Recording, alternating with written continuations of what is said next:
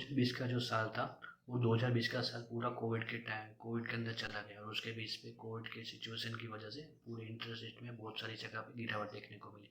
Same चीज़ हम 2021 की बात करते हैं, अभी अक्टूबर 2021 चल रहा है, राइट। और अक्टूबर 2021 की जो हम बात करें तो यहाँ पे भी अभी तक इकोनॉमी में भी कोई सुधार नहीं हुआ है। सेम चीज़ आपके इंटरेस्ट रेट में भी कोई सुधार हुआ नहीं है, राइट। तो हम सीनियर सिटीजन के लिए हम ऐसी स्कीम लेकर आए हैं जिसके अंदर वो 100% सेफ हो रहे हैं, राइट। तो अभी ये जो हमारा सीनियर सिटीजन की जो सीरीज चल रही है उसका ये दूसरा वीडियोस है। और आप इस वीडियोस में, या आपने जो पहला वीडियोस नहीं देखा है तो पहला वीडियोस हमने सीनियर सिटीजन सेविंग स्कीम के बारे में बनाया था। जो आपने वो वीडियोस नहीं देखा है तो वो वीडियोस को भी आप देख लीजिए हम डिस्क्रिप्शन में, और उसको आई बटन के अंदर आपको वहाँ पे उसका लिंक मिल जाएगा। और अभी हम जो भी स्कीम के लिए बात करने वाले वो स्कीम का नाम PMVVY, यानी कि प्रधानमंत्री वय वंदना योजना। और PMVVY के तहत, राइट, PMVVY जो योजना है वो गवर्नमेंट की 100% गवर्नमेंट स्कीम है, राइट। तो उसके बारे में पूरा डिटेल में जानेंगे। तो चलो दोस्तों, कुछ नया सीखते हैं। PMVVY के लिए हम बात करें तो PMVVY यानी कि प्रधानमंत्री वय वंदना योजना की शुरुआत 2017 में भारत सरकार द्वारा की, राइट। 2017 में उन्होंने स्कीम की शुरुआत की थी और उन्होंने 2020 तक इस स्कीम को लागू था। अभी 2020 के अंदर, और जब ये 2020 का साल स्टार्ट हुआ तब 2020 के साल के अंदर उनको 2023 तक, यानी कि 3 साल उसको और एक्सटेंड कर दिया गया, राइट। और अभी 2023 के बाद आपको उसके अंदर भी कितने साल उसको अंदर और एक्सटेंड होंगे वो आपको 2023 में पता चलेगा। बट अभी की बात करें 2021 की, अक्टूबर 2021 चल रहा है, तो ये जो स्कीम है वो अभी भी ये स्कीम चल रही है। और इसके जो स्कीम है वो गवर्नमेंट ने चालू की है, और इसको जो भी देख रही है कंपनी उसका नाम है LIC, यानी कि life insurance corporation of India, right. ये LIC की जो गवर्नमेंट की कंपनीज है, राइट, यही गवर्नमेंट की कंपनीज इस स्कीम को अभी हैंडल कर रही है। तो आप इसकी जो पॉलिसी है, ये जो स्कीम है, आप उसको लेने के लिए आपको LIC के थ्रू ही आपको लेना होगा, राइट। बेसिकली LIC की स्कीम है तो आप LIC के थ्रू ही आपको लेना होगा। और जो उसको आप लेने के 2-3 तरीके हैं, राइट। उसको आप ऑनलाइन भी ले सकते हो, वेबसाइट और एप्लीकेशन के थ्रू, और आप इसको ऑफलाइन भी ले सकते हो कोई एजेंट के थ्रू, राइट। तो आप ये दोनों के थ्रू आप इस पॉलिसी को ले सकते हैं। और हम इसको थोड़े डिटेल में और थोड़े क्वेश्चन के माध्यम से थोड़ा समझते हैं, राइट। अभी समझिए कि ये जो स्कीम है वो स्टार्ट कौन कर सकता है, राइट। जो हमारा पहला क्वेश्चन हमेशा रहता है कि इसको स्टार्ट कौन कर सकता है। जो ये सीनियर सिटीजन सेविंग स्कीम के तरह ही है, सीनियर सिटीजन की जो स्कीम है, सीनियर सिटीजन लोगों के लिए स्कीम है।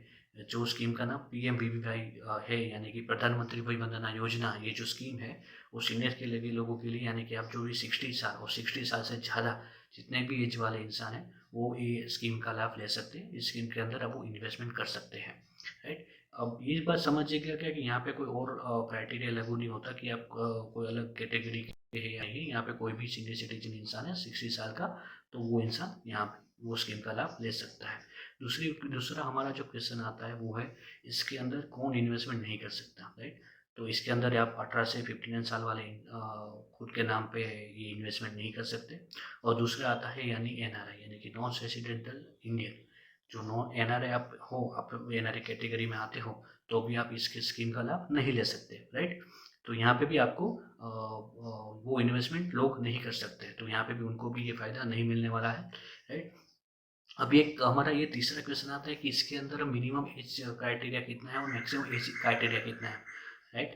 तो समझिए कि इसके अंदर तीसरा क्वेश्चन हमारा है कि इसके अंदर मिनिमम एज क्राइटेरिया कितना है और मैक्सिमम एज क्राइटेरिया कितना है, राइट। अब समझिए कि जो मिनिमम एज है यानी कि 60 साल, वो मिनिमम एज है कि आप 60 साल के होने चाहिए, उसके बाद ही आप इस स्कीम के अंदर इन्वेस्टमेंट कर सकते हो। पर समझिए कि जो मैक्सिमम जो लिमिट है वो कोई नहीं है, यहाँ पे नो लिमिट है, यानी कि आप 60 के हो, 65, 70 या फिर 80 साल के हो, तब इस स्कीम के अंदर आप इन्वेस्टमेंट कर सकते हो, राइट। अब बात करते हैं, हमारा नेक्स्ट चौथा क्वेश्चन है वो है हमारा पॉलिसी टर्म के बारे में, कि पॉलिसी जो है इसकी टर्म क्या है। ये जो PMVVY जो स्कीम है उसकी जो पॉलिसी टर्म कितनी है, राइट। तो बात करें जो पॉलिसी टर्म है, ये पूरी जो सीनियर सिटीजन स्कीम के अंदर थी, जैसे 5 साल और उसके बाद आप 3 साल आप एक्सटेंड कर सकते हैं, ऐसा नहीं है। इसके अंदर पूरा पॉलिसी का जो टर्म है वो पूरा 10 साल का है, राइट। 10 साल के लिए आपको रिटर्न मिलेगा हर क्वार्टरली, हर मंथली, हाफ ईयरली और ईयरली, आप जो भी ऑप्शन चूज करते हो उसके तहत आपको इंटरेस्ट 10 सालों तक मिलता रहेगा। और ये जो स्कीम है, राइट, इसका 10 साल का पीरियड है, 10 साल के बाद आप इसका स्कीम को एक्सटेंड नहीं कर सकते। राइट। पीएमवीवाई जो स्कीम है आप उसको 10 साल के बाद एक्सटेंड नहीं कर सकते। 10 साल के ख़त्म होने पे आपको लास्ट ईयर आपको जो भी अमाउंट है, आपको जो भी आपका आपने जो भी मोड सिलेक्ट किया है, मंथली, क्वार्टरली, हाफ ईयरली और ईयरली का, उसके साथ आपको लास्ट अमाउंट भी आपको आपके बैंक अकाउंट में मिल जाएगा। उसके बाद बात करते हैं इस स्कीम के लॉक इन पीरियड के बारे में। जैसे मैंने पहले भी बोला था कि ये स्कीम को आप ऑनलाइन और ऑफलाइन ले सकते हो, उसको थोड़ा हम डिटेलिंग में समझते हैं, राइट। जो स्कीम है वो एलआईसी के थ्रू आप करते हो, राइट। तो एलआईसी की आप ऑनलाइन करते हो, वय वंदना योजना के अंदर आप इन्वेस्टमेंट करते हो, राइट। तो आपको 30 दिन का लॉक इन पीरियड मिलता है, यानी कि आपको 30 दिन तक आपको सोचने का मौका मिलता है कि आपको स्कीम को कंटिन्यू करना है या फिर नहीं। जो आप नहीं करना चाहते तो आप तुरंत ही स्कीम को बंद करवा सकते हो। 30 डेज के अंदर ही आपको बंद करवाना होगा, और बंद करवा दो तो आपको जो भी पैसे आपने इन्वेस्ट किए वो आपको रिटर्न मिल जाएंगे, राइट। सेम चीज़ आप ऑफलाइन की बात करें तो ऑफलाइन आप डायरेक्ट एलआईसी के थ्रू कर सकते हो या फिर आपने कोई एजेंट के थ्रू करवाया है, राइट। तो आप ये स्कीम को 15 दिन का टाइम मिलेगा आपको वहाँ पे। यहाँ पे 15 दिन कम हो जाते हैं, राइट। तो 15 दिन का टाइम मिलेगा और उसके अंदर आप जो भी आपने इन्वेस्टमेंट किया है, राइट, आप वो आपको 15 दिन के अंदर ही आपको कैंसिल करवाना होगा और वो 15 दिन के अंदर आपको आप वो पैसे आपको वापस मिल जाएंगे, राइट। तो यहाँ पे एक चीज़ है कि समझिए कि आपके जो भी इन्वेस्टमेंट है, राइट, उसके लिए आपको सोचने का मौका मिल रहा है, एक पीरियड मिल रहा है, एक छोटा सा टाइम मिल रहा है कि उसके अंदर आप सोच सकते हो कि आपको कंटिन्यू करना है या फिर नहीं। तो जैसे उसकी वेबसाइट और उसकी एप्लीकेशन के थ्रू, राइट, मतलब एक 15 दिन का ऑफलाइन का पीरियड है और 30 दिन का आपको ऑनलाइन का पीरियड है, राइट। अब बात करते हैं इसके टैक्स, टीडीएस और इनकम टैक्स के बारे में। पीएमवीवीवाई जो स्कीम है उसके अंदर आप इन्वेस्टमेंट किया है आपने, तो जो भी रिटर्न आएगा वो पूरा टैक्सेबल होगा, यानी कि आपको उसके ऊपर टैक्स लगेगा। बट समझिए कि इसको आपको 18C में आपको 1.5 लाख की बात मिल रही है, तो ऑलरेडी आप जो भी इन्वेस्टमेंट कमा रहे हो आप वहाँ पे आ सकते हो और आपको टैक्स बचा सकते हो, राइट। तो पहली बात हो गई 1.5 लाख के बारे में। और समझिए कि जो आपकी कोई अदर इनकम नहीं है, राइट, और यही इनकम है तो आप उसको इन्वेस्टमेंट में दिखा के आप इनकम टैक्स में से बच सकते हो। बट जो आपकी कोई अदर इनकम है, जैसे कोई आपको अदर पेंशन आ रही है या फिर आपको अदर कोई इनकम है, इनकम सोर्स है, और उसके साथ साथ में आप ये भी इंटरेस्ट कमा रहे हो, तो दोनों को मिलाने के बाद आप 1.5 साल से ज़्यादा हो रहा है तो आपको उसके ऊपर आपको टीडीएस लग जाएगा। बट एक चीज़ आपको यहाँ पे ये भी बता दूँ कि जो पेंशन लेने वाला जो मतलब सीनियर सिटीजन का जो कैटेगरी है, यहाँ पे उनको 3 लाख तक की बात मिलती है, यानी कि आपको 3 लाख तक आपको इनकम टैक्स में से छूट मिलती है। तो समझिए कि जो आपके टोटल कोई भी इन्वेस्टमेंट और भी है आपके, तो वो भी आप यहाँ पे दिखा।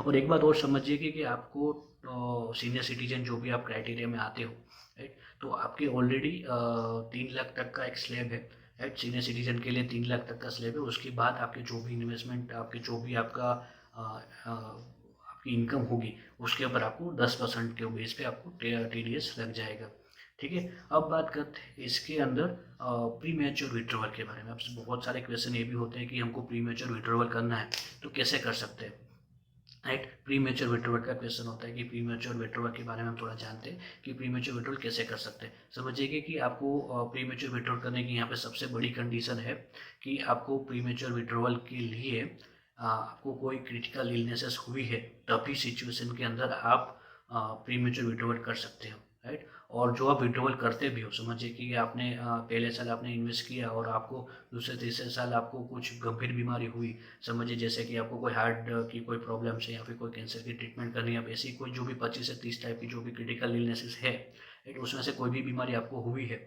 आपको उसके इलाज के लिए आपको पैसे चाहिए, तो आप प्री मैच्योर विड्रॉवल कर सकते हो। और उसके अंदर आपको 2% की पेनल्टी भी लग जाएगी। समझिए कि जो आपके 2% की पेनल्टी लगेगी और आप प्री मैच्योर विड्रॉवल कर सकते हो, राइट। ये बात होगी पहली कंडीशन के बारे में।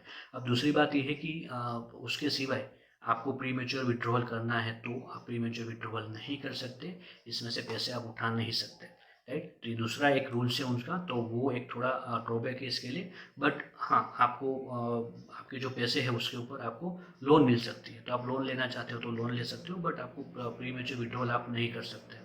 अब बात करते हैं इसके सरेंडर वैल्यू के बारे में, राइट। अभी सरेंडर वैल्यू क्या होता है, मतलब समझिए कि आपको पॉलिसी आपको नहीं रखनी है, राइट, आपको बंद करवानी है पॉलिसी, आपको सरेंडर करनी है वो पॉलिसी, यानी कि तो उसके चलते आपको क्या होगा कि आपने भले आपने पहले साल उठा रहे हो, फिर आप दूसरे साल या 5वें साल या 8वें साल, बट आपको 2% की पेनल्टी लगने वाली है। आप कोई भी साल उठाओ 2% की पेनल्टी लगेगी, उसके बाद आपको 98% जो भी आपके बचेंगे वो आपको रिटर्न मिल जाएंगे। अब समझिए कि आपने जो लाख रुपये इन्वेस्टमेंट किए हैं उसके 2% यानी कि 2000 रुपये कट जाएंगे और आपको 98,000 आपको वापस मिल जाएंगे, राइट। तो ये एक सिंपल सा मैंने आपको एग्जाम्पल दे दिया।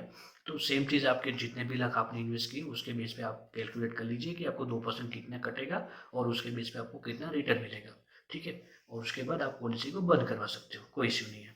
अब बात करते हैं यहाँ पे लोन अमाउंट की। अभी इसके बाद जो भी क्वेश्चन आता है, राइट, वो क्वेश्चन होता है कि लोन अमाउंट के बारे में, राइट, कि लोन अमाउंट हम कैसे लें, लोन कैसे हम इसमें से निकालो, कितनी लोन हमको मिल सकती है, राइट। तो उसके बारे में हम थोड़ा जानते हैं।